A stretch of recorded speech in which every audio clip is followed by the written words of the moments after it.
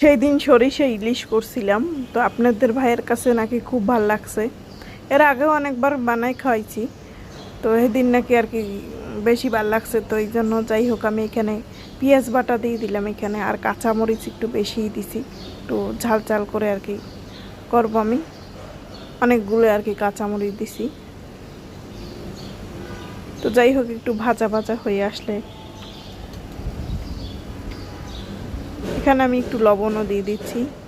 আর আমি হালকা করে একটু মাছে লবণ আর কি মাখাই রাখছিলাম ভিতরে ঢোকার জন্য। তো এখানে মিডিয়াম সাইজের মাছ, খুব একটা বেশি বড় না আবার খুব একটা ছোটও না। তো যাই হোক এখানে আমি একটু আর কি করে নিচ্ছি।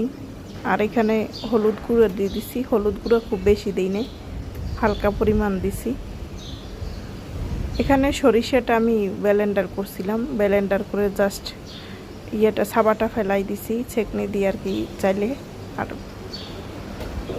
পুরো পানিটা দিয়ে দিয়েছি আর কি সরিষার। আর এখানে কষানো হয়ে গেলাম, এখানে ঝোলের পানি দিয়ে দিচ্ছি।